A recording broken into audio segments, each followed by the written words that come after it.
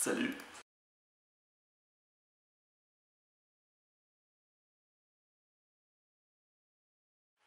Bonjour et bienvenue dans cette première critique type vlog. Donc tout d'abord on va commencer, avant de s'étaler sur le film, par une petite info concernant les vlogs.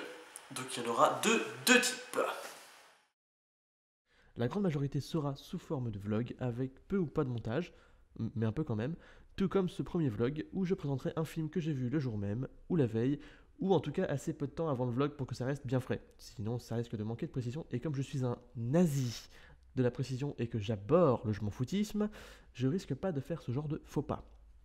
Ces vlogs devraient comprendre au maximum 15 minutes de vidéo, à l'instar des premiers vlogs de Jirendal, si vous connaissez, bien que certaines exceptions seront faites pour les grosses sorties, à mon avis.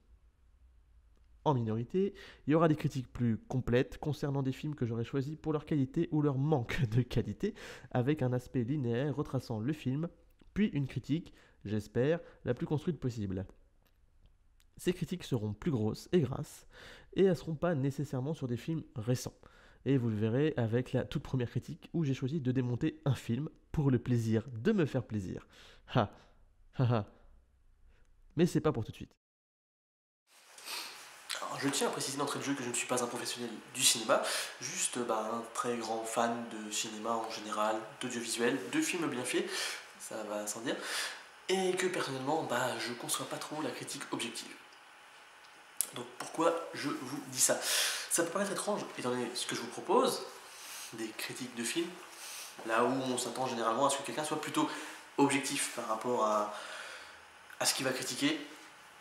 Mais en fait, l'objectivité c'est quelque chose de complexe. Et c'est quelque chose que, à mon avis, l'être humain en général, vu sa dépendance concernant tout ce qui est émotion, sentimentale et tout ça, ne peut pas atteindre cet idéal objectif par rapport à une critique. Un avis aura toujours une énorme part de subjectivité. Et donc, ce que je veux que vous compreniez, c'est que, en commençant comme ça, c'est que chaque critique que je vais faire, longue ou courte, étant donné ce que je vous ai précisé, il y aura toujours une part subjective complètement assumée. Il y aura du j'aime ou j'aime pas, ce qui est plutôt normal en fait. Ouais. Alors ça ne veut pas dire que je ne serais pas capable de rendre à César ce qui est à César. Il faut savoir dire, même quand on n'aime pas un film, que ce film est bien, intelligent. C'est dur, ça arrache la langue, tu vois, tu comprends. Par exemple, pour Les 8 salopards de Tarantino. De base, j'aime pas du tout les huis clos. J'ai pas énormément apprécié le film. Ça m'a pas plus plu que ça. À part pour ce qui est de l'histoire. L'histoire est plutôt bonne. Mais je suis capable de vous dire quand même que c'est un très bon film. Très intelligent. Même si j'ai même pas été foutu en fait de l'apprécier. Alors en plus c'est pas le meilleur Tarantino, mais il a le mérite d'être intelligent et d'être poussé jusqu'au bout. Hein. Tarantino de toute façon il fait pas les choses à moitié, ça se voit que son film, il avait l'idée, et il allait jusqu'au bout, jusqu'au fond de cette idée, et ça c'est quelque chose de plutôt pas mal parce que dans le paysage des films d'aujourd'hui, surtout pour un film qui a du budget, même si c'est un grand nom qui s'en occupe, on se retrouve très vite avec des vieilles soupes dégueulasses qui n'ont pas de goût en fait. Donc comme d'habitude Tarantino, bravo mec, je te kiffe, mais j'ai pas aimé ton film. Bref, on va donc revenir dans le vif du sujet et je vais donc vous parler aujourd'hui de La chute de Londres par attendez je l'ai noté, Babak Najafi.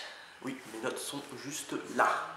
Donc si vous me voyez regarder par là et après regarder par là, c'est que je fais genre, j'ai en fait pas lu mes notes, et donc je regarde par là pour dissiper les soupçons.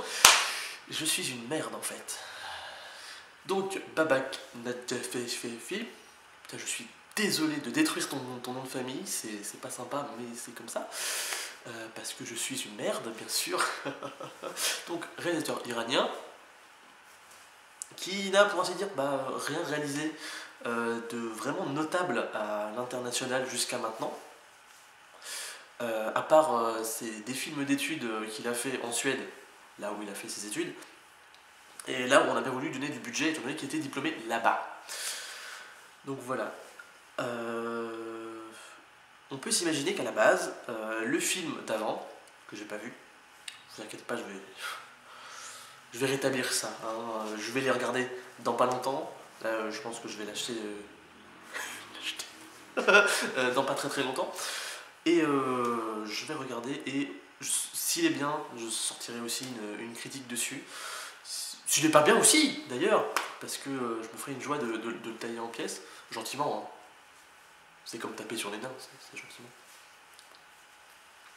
Donc quand on voit qu'on est passé d'un budget total de... c'était 70-75 millions. 70 millions à un budget de 105 millions, on se rend compte que le premier film en tout cas de la série, a marché. De un, il a marché, mais pas tant que ça. On est passé de 70 à 105 millions. Alors on dit généralement que quand on dépasse la barre des 100 millions, c'est déjà de un blockbuster, et ensuite un film dans lequel on a plus ou moins confiance. Mais pour une suite d'un film qui avait déjà 70 millions de dollars de budget de base, on va dire que c'est une réussite en demi-teinte. Donc pour un premier film, ce certain Babak Najafi, c'est plutôt une réussite. Personnellement, j'ai apprécié le film, je l'ai trouvé bien qu'un peu court. Vous allez vite voir que moi je suis un très grand fan des films longs, hein, Seigneur des Anneaux, film à rallonge, version longue, toujours, big up, version longue, c'était de la merde. Donc voilà. On va passer à l'histoire, et l'histoire la voici. Donc on se retrouve dans un univers actuel, encore plus actuel étant donné du lien qui est fait avec des choses qui arrivent actuellement, qui sont entre autres autour du terrorisme. Bon, ça vous l'aurez plutôt deviné, en tout cas si vous avez vu le premier film, parce qu'il me semble que c'est approximativement la même chose. Je crois que c'est des terroristes, mais cette fois-ci qui s'en prennent à la Maison Blanche. Pas état logique, étant donné que ça s'appelle la chute de la Maison Blanche. Enfin bref, donc le Premier ministre britannique est capoute, à qu'on ne sait pas pourquoi. Donc ce qui se passe, c'est qu'une autopsie est prévue, mais bon, l'autopsie est prévue, voilà, point à la ligne. Voilà. Mais bien que l'autopsie n'ait pas encore été faite et qu'on soit pas sûr, ça a l'air en gros d'un accident. Ou il me semble une crise cardiaque, un AVC, les conneries du genre, donc les trucs qu'on balance en général pour dire il n'est pas mort de façon comme ça, quoi, il n'a pas été tué, quoi. Voilà, on va apprendre que si, évidemment, sinon il n'y a pas de propos de film. Mais donc voilà, donc ce qui se passe, c'est que tous les chefs d'État étaient couronnés, entre guillemets, des films occidentaux. Donc on a la France. D'ailleurs, je crois que j'ai jamais vu un acteur aussi français que ce mec, mais c'est pas grave. Les États-Unis, évidemment. Vu que ça parle du garde du corps des États-Unis, on aura compris. L'Italie. C'est d'ailleurs une critique assez ouverte de Berlusconi, parce qu'on le voit en gros avec sa gonzesse qui a 25-30 ans de moins. Et on a aussi l'Allemagne. Donc, alors là, franchement, j'ai trouvé ça à la limite de l'irrévérence, parce qu'ils ont pris une bonne dame qui... c'est Angela Merkel, quoi. Tu peux pas voir quelqu'un d'autre quand tu la vois. Blonde, elle est pas bien grande, elle est pas bien épaisse, elle a les yeux bleus et tout ça. Bref, c'est Angela Merkel. On a aussi, il me semble, donc le Canada et le Japon. Alors, le Japon, j'ai pas été capable de voir s'il y avait un lien par rapport au vrai Premier ministre japonais. Je crois que c'est un Premier ministre qu'ils ont là-bas. Oui, c'est un Premier ministre. En tout cas, ils sont juste en retard. Voilà, les Japonais. Je suis pas sûr que les Japonais en général soient en retard, étant donné comme ils sont très carrés. Mais voilà, bien évidemment, ça se passe pas comme prévu, parce que tout ce beau monde là, des chefs d'État, est censé se retrouver à Londres pour les obsèques. Et arrive ensuite la catastrophe. Hein. Je pense que vous avez vu la bande-annonce, comme moi. Et ce qui se passe, c'est que vous apprenez bien vite dans cette bande-annonce que tous les chefs d'État se font zigouiller. De façon, vous verrez dans le film, assez spectaculaire, surtout pour certains. On va dire que Londres en mange plein la gueule. Je dirais même plein le cul, pour le coup. Donc, En fait, ce qui s'est passé, c'est qu'en 3 jours, parce que d'après le décès, ils ont décidé que 3 jours après, ils iraient faire les obsèques, pour un sommet, parce que c'est un sommet d'État au final, aussi important, 3 jours, c'est un peu de la merde en fait pour gérer une organisation, la sécurité et tout ça, que ce soit civil ou des personnages politiques qui sont présents. Donc ça part en couille, il y a des morts, du sang, des tripes, des boyaux et des explosions à faire pâlir Michael Bay. Mais dans le bon sens du terme, pas dans le mauvais. Sinon ce serait une critique négative. Et j'ai bien aimé le film, donc ça va être positif.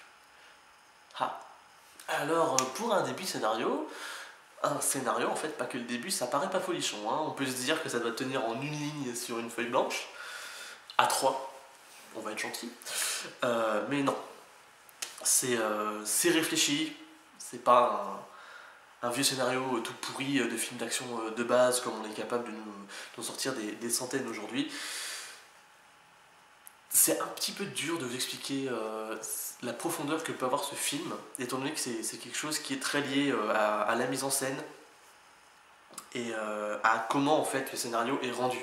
Parce que bon, c'est bien gentil d'avoir un scénario bon ou mauvais, le tout après c'est de savoir le rendre à l'écran. Ce qui n'est pas forcément quelque chose de facile. Ça, je pense que c'est quelque chose que vous savez. Donc voilà, l'histoire en gros. Je vais vous parler ensuite de la scène d'expo, sans spoiler, hein. Le spoil, c'est pas mon truc. Je vais essayer de... Ou alors, en fait, si je spoil un peu dans une de mes critiques, je le marquerai en gros, hein, sur le titre. Peut-être même dans la description, on ne sait jamais. Existe-t-il des gens qui lisent les descriptions avant les vidéos? Permettez-moi d'en douter, mais bon, là, pour le coup, ce sera utile. Et je ne sais plus où est-ce que j'en étais. Donc voilà. Le film démarre en Orient, donc au Pakistan, si je me souviens bien, il me semble que c'est ça, durant un mariage, où on voit le grand ponte, alors l'image même du grand ponte mafieux, ouais, plus mafieux que terroriste, je pense, même si au final il se révèle être un taré terroriste, parce que je pense qu'il voulait pas non plus trop accentuer le trait. Parce qu'évidemment, on est dans une période où le terrorisme, Daesh et compagnie, c'est quelque chose qu'on voit quasiment tous les jours. Et ils n'ont pas voulu, pas question de faire doublon, mais pas enfoncer déjà le clou. Et puis aussi ne pas être arrivé avec les grands sabots comme ça en mode ah, vous avez vu, on a fait un truc super actuel et tout. Donc voilà. Et en fait, cette scène d'exposition, elle est là évidemment, comme beaucoup de films d'action, pour nous montrer pourquoi et que est-ce que le méchant il est devenu si méchant. Oui, parce que d'ailleurs le pourquoi du comment, c'est vraiment quelque chose d'assez... J'ai pas du tout à accrocher à cette explication. C'est quelque chose de trop léger par rapport à la réaction qui ensuite... Enfin, c'est conditionné par une des premières phrases que le mec dit. Hein, mais même si c'est conditionné et que c'est censé être bien préparé pour te le montrer, ah, la poucho les bouffe trop bien là, comme ça là, non, ça passe pas. C'est pas quelque chose d'assez poignant pour donner une réaction aussi sévère. Vous allez voir, il y a des dizaines de morts, des centaines même de blessés. Enfin voilà, si vous voyez le film, vous allez voir la raison et vous allez vous dire vous allez rester sans voix comme moi devant le film. C'est une faiblesse du scénario, je pense. Même si ça n'arrive pas à détruire l'attrait du film, c'est une faiblesse de scénario. Après cette scène d'exposition un peu cheap, sans vouloir dire faible, et ben on se retrouve avec une autre scène d'exposition qui fait un peu doublon là pour le coup, du bon côté du globe ce coup-ci, globe, pas blog, voilà, donc aux États-Unis, à Washington, entre Aaron Eckhart, donc, qui joue le président, ça fait plaisir de le voir, et l'autre dont son nom est en train de me... Je sais, Gérard Butler, voilà, qui joue son garde du corps. Et au final, ils sont en train de faire un jogging, donc suivi par, allez, 3-4 4x4 blindés, des gardes du corps du président. Donc c'est plutôt rigolo pour nous Français qui avons été habitués à voir Sarkozy faire son petit jogging le matin en période électorale, suivi par... lui par contre c'était pas des gardes du corps, c'était des journalistes. Il doit avoir deux pauvres pégus à côté de lui pour le protéger et les journalistes derrière. Et Fillon qui devait courir avec les dossiers derrière pour dire on a des choses à faire monsieur le président. Et voilà. Donc voilà, c'est une scène qui est utile car elle est là pour présenter le lien entre les deux personnages principaux. Donc en fait, ça aurait pu commencer directement par ça, on aurait pu squeezer mais totalement la scène qui se passe au Pakistan et juste en parler un peu après de façon anecdotique ou même en question de flashback à la limite, ça aurait peut-être créé une dynamique un peu différente, ce qui aurait peut-être été mieux amené et on aurait eu moins l'impression que la raison pour laquelle l'autre il devient complètement berserk enfin ça aurait mieux fonctionné à mon avis. Après c'est le réel qui décide hein. Donc je vous avoue que moi retrouver Aaron Eckhart au début ça m'a fait un peu tiquer parce que pour moi il est et restera à jamais Harvey Dent. Oui, Harvey Dent. Mais son interprétation en fait du président en période de crise ultra américanisé par contre. Voilà, c'est un cliché sur pattes le mec. Surtout que bon, président, tu sais rien de sa politique, ça se trouve c'est un pur connard le mec et tout le monde veut le sauver mais alors qu'il mérite de crever, mais voilà. T'as aucun aspect politique, quelque part c'est aussi une défense du film. L'important c'est pas ce que le personnage a pu faire, mais qu'il faille le sauver parce que c'est quelqu'un de toute façon, tu ne tues pas, tu ne tireras point. Donc voilà, alors que les autres butent tout le monde et tout ça, enfin bref. Après, faut se dire, le monde, les dirigeants sont pas méchants et tout ça. Faut pas être adepte des théories du complot, sinon vous allez limite trouver ça marrant et vous allez souhaiter qu'ils crèvent tout du long. Donc les deux personnages principaux, à la base, donc Gerard Butler et Aaron Eckhart, sont vus comme deux personnages, évidemment, sauf qu'en fait leurs rôles vont être tellement intimement liés que je pense que quelque part, c'est fait pour qu'ils deviennent une seule et même entité par rapport au film.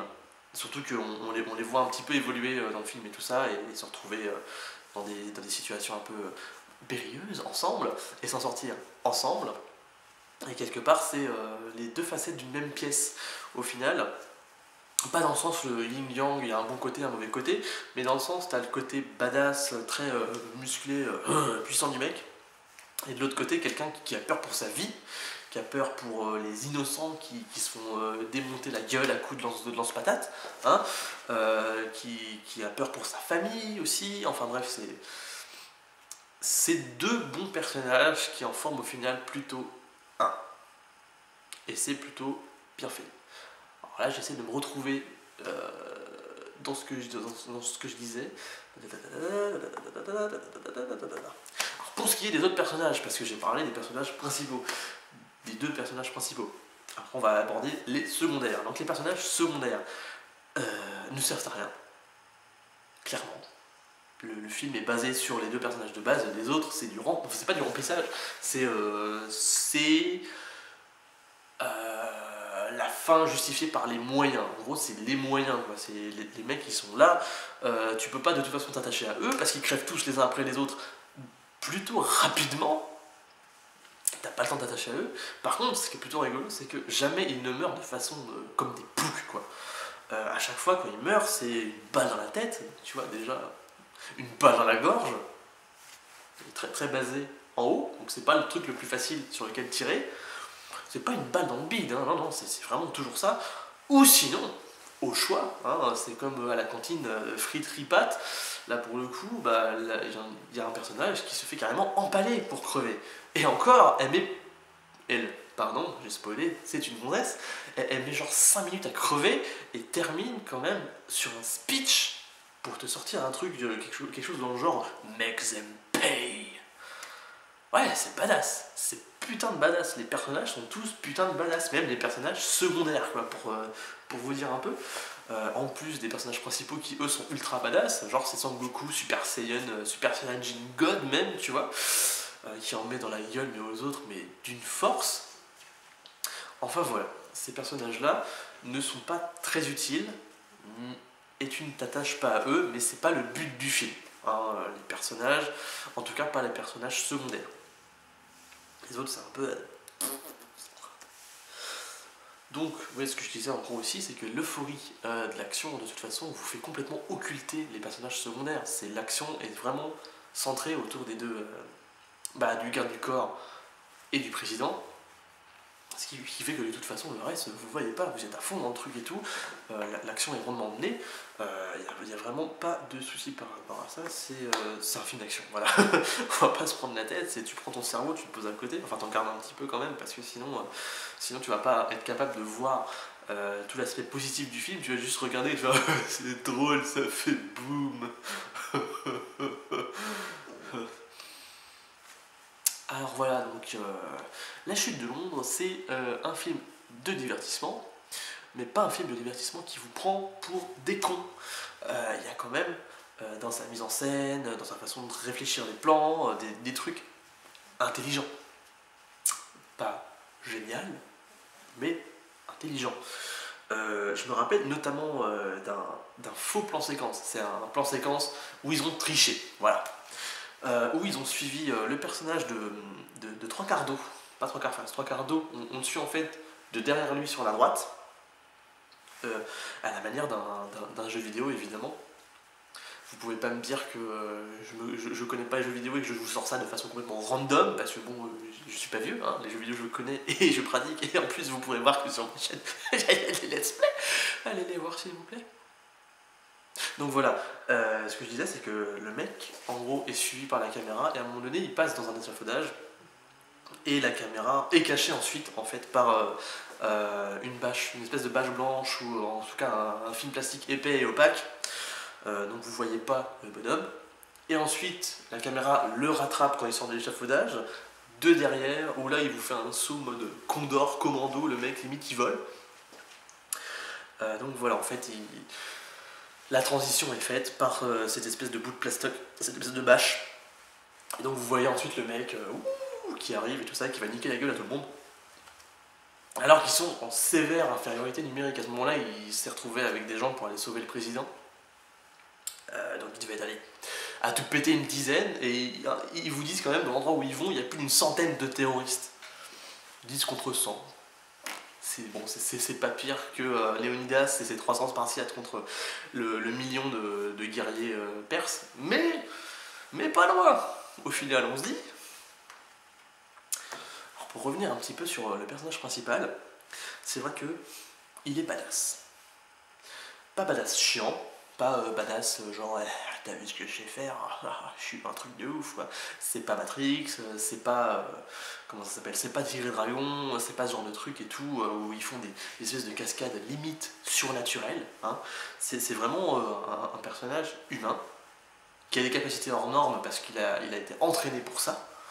Enfin capacité hors normes, c'est-à-dire qu'il est fort quoi.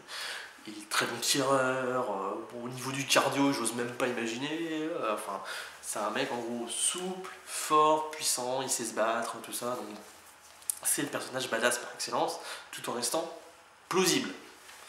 Et ça, c'est quelque chose de plutôt bien. Donc, c'est des gens, même le président quelque part, il est badass, mais voilà. Les personnages, ils sont badass, tout en restant comme des gens plutôt lambda. C'est possible, c'est plausible. Ça change un petit peu des films d'action, vraiment type action, avec Sylvester Stallone et compagnie, où ils sont capables de sortir de ces cascades ou de ces moves. À la limite du surnaturel, tu comprends même pas d'où est-ce qu'il le sort quoi. Le mec il te fait un high kick, après il te fait un triple salto arrière, axel quadrecoupé sur la gauche et tout. Voilà, c'est un bon film. J'en étais où? Alors, on va terminer ça en passant sur la dimension sonore. Tout ce qui est auditif et tout ça. C'est le film qui m'a fait encore plus me rendre compte qu'on était passé d'une époque à une autre. Bon, il y a eu d'autres films qui ont fait ça, hein. C'est pas le film qui a fait que. Mais tu te rends compte un petit peu déjà de la transition qui a été faite en fait entre les sons des anciens films d'action, donc au niveau des fusillades, tout ça et tout, bon, c'était des sons très classe, pas très réalistes. Maintenant, ce sont des sons réalistes et à la limite de l'insupportable. En tout cas, j'étais dans une salle il y avait un contraste sonore entre les voix et les bruits, dans genre les tirs, les explosions, des trucs comme ça, à la limite de vous en faire saigner le tympan. Bon, après, c'est peut-être un problème de ma salle, mais j'ai l'impression que le film a aussi été vu un petit peu comme ça, et c'est maintenant souvent ça dans les films d'action, c'est que c'est beaucoup plus réaliste, et on va dire que les scènes où il y a des explosions, des trucs comme ça, sont plus anecdotiques, il y en a un petit peu moins, mais elles sont vraiment là avec l'ambiance sonore pour vous exprimer quelque chose, quoi. Ça vous explose littéralement à la gueule, ça vous explose littéralement la gueule, les oreilles surtout. Mais voilà, quoi, c'est assez rigolo de voir à quel point les bruitages ont pu changer depuis les années 80, où on a toujours eu le même bruit d'un K-47, je ne sais pas si vous vous souvenez, mais voilà, ça a toujours été ce bruit-là. Maintenant, on a quelque chose de beaucoup plus réel, quoi. Même au niveau des lance-patates, lance-grenades, si vous n'avez pas compris. À un moment donné, le mec il tire au Stinger sur un hélicoptère. Bon, déjà l'explosion n'est pas exagérée, c'est une véritable explosion qui est faite par une espèce de lance-roquette qui tire sur un hélicoptère, donc c'est pas non plus une explosion nucléaire, hein, faut pas déconner. T'as pas l'énorme nuage de fumée avec plein de flammes et tout, mais voilà, c'est clairement pour te montrer que ce qui est dangereux avec ces trucs-là, c'est pas le feu, l'explosion, c'est l'onde de choc, comme pour une grenade. Alors, sauf que une grenade, c'est aussi par rapport au shrapnel, tout ça, enfin bref. Donc, pour continuer sur l'ambiance sonore, on passe aussi à ce qui est de la musique. Et pour ce qui est de la musique, le film est très intéressant sur le fait qu'il prend totalement à contre-coup de, en fait, son genre de film. Bon, dans les films d'action, en général, on a quand même une musique soit très anecdotique, j'utilise énormément ce mot, il va falloir que je me calme, ou que je trouve un synonyme, ou sinon elle est là pour donner un rythme, mais c'est pas non plus, c'est pas folichon, quoi. C'est pas le Seigneur des Anneaux, c'est pas Hans Zimmer non plus, quoique ce serait rigolo de voir Hans Zimmer sur un film d'action, voir ce qu'il pourrait faire, ça a dû déjà être fait approximativement, ou avec d'autres films comme ça, mais j'en ai pas qui me viennent à l'esprit. Mais donc voilà, dans ce film-là, on retrouve en gros certains passages où tu as des espèces d'envolées musicales. Quand le président arrive en hélicoptère avec son garde du corps et tout ça et se pose dans la cour de je sais plus quel monument, c'est pas un monument, c'est un bâtiment très connu à Londres et tout ça. T'as un espèce de passage, c'est à la limite du lyrisme, quoi. T'as les cordes qui s'emballent et tout, genre t'as presque l'impression qu'en fait ils vont pas se poser dans Londres, ils vont se poser sur une colline et puis ils vont dire viens Frodon, on va détruire l'anneau, quoi. Sauf que là non, la communauté de l'anneau elle est un peu réduite, il n'y a plus que deux cums, quoi. Enfin bref. Mais donc on retrouve aussi cet aspect là dans pas mal de scènes et tout, et la musique n'est pas anecdotique dans ce film, elle est très intéressante. Bon, c'est pas du génie musical, mais ça s'accorde bien. Et même si ça paraît peut-être un petit peu absurde dans le fait que c'est une musique incroyable sur un moment où tu as juste deux pégus qui descendent d'un hélicoptère, ça peut paraître exagéré, mais c'est là aussi pour vous indiquer que dans le film ça va partir en couille, quoi. C'est avant que ça parte en couille. C'est avant que tout le bordel commence à arriver, donc c'est pour vous dire que là ça a pas l'air ouf, mais dans 5 minutes, ça va prendre de l'ampleur, une très grosse ampleur, vu la musique, l'amplitude qu'elle arrive à dégager. Donc voilà. La musique, j'ai juste envie de dire, vu les couilles qu'ils ont été capables d'avoir pour la faire, pour un film qui est pourtant qui n'aurait pas besoin d'une musique comme celle-là, j'ai juste à lever le pouce, c'est très bien. Bon, et pour finir, j'ai été plutôt content de revoir certaines têtes que j'avais pas vues depuis assez longtemps. Comme comment il s'appelle ah ouais, Alon à bout de boule. À mon avis, vous voyez absolument pas qui c'est. C'est le physicien nucléaire dans Dark Knight Rises qui se fait péter la nuque par Bane. Lui, ça m'a fait un peu bizarre de le voir parce qu'il est complètement anecdotique. Hein, il sert à rien. Enfin, c'est le grand méchant, tu vois, mais il sert à rien. Ah, rien de rien, mais rien de rien, quoi. Il pue pas la classe, il pue pas la méchanceté, et comme je vous ai dit, la raison pour laquelle il va taper sur la gueule des pauvres chefs occidentaux, oui mais non. Non, ça va pas. Sinon, il n'y avait pas uniquement lui, il y avait le papa Petrelli. Arthur Petrelli dans Heroes, c'est Robert Forster, oui c'est ça. Ça m'a fait bizarre de le revoir, étant donné que lui, il s'est souvent cantonné en général à des rôles dans des séries.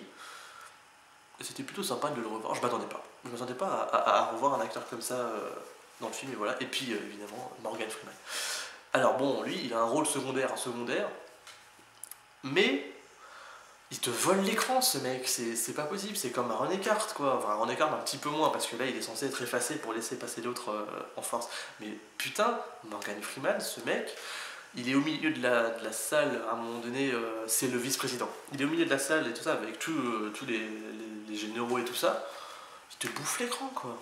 Il est capable, avec son jeu, de voler la vedette, en fait. Pourtant, ça, je vous l'ai dit, c'est vraiment un personnage secondaire, quoi. Il sert pas à grand chose, à part avoir pas la réplique finale, mais voilà, la réplique qui va niquer la gueule du mec à la fin, du gros méchant et tout. À bout de boule, voilà. Donc, maintenant on va résumer, avec petit truc qui sera désormais habituel, on va essayer de tout résumer en une seule phrase, en un seul souffle. Mais je suis con de faire un truc comme ça moi aussi. Bref. On résume tout ça. La chute de Londres, bon film d'action, pas de prise de tête, mettez votre cerveau sur off, mais pas trop quand même, car le film mérite mieux qu'un crâne vide qui le regarde des acteurs intéressants, une histoire réchauffée, mais qui marche toujours autant vu le soin apporté à la réalisation et au casting, car oui, casting de stars et d'acteurs qui font leur taf. J'ai réussi. Ouais. Faut que je fasse des phrases encore plus longues en fait. Mazo.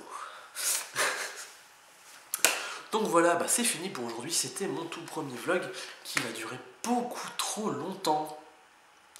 Donc normalement, j'ai réfléchi par rapport à ce fait là, donc comme je vous l'ai dit, normalement le vlog va pas durer plus d'un quart d'heure. Sauf si j'ai des choses à dire, ou sauf si je me perds complètement dans ce que je voulais dire et que je tourne en rond et tout ça, un peu comme aujourd'hui. Ma vie c'est de la merde. Donc j'espère qu'il vous aura plu. J'espère que vous reviendrez voir les prochains que je vais faire. Il y en a un qui va sortir probablement le même jour que celui-ci, qui sera sur un autre film, enfin vous verrez de toute façon dans le titre, hein, je vais pas vous mentir. Donc voilà, plus que chose à dire, c'est rester ouvert d'esprit, rester curieux et aller au cinoche. Même si ça coûte la peau du cul, putain, 11,60 €. 11,60 €. C'est ça de pas être parisien.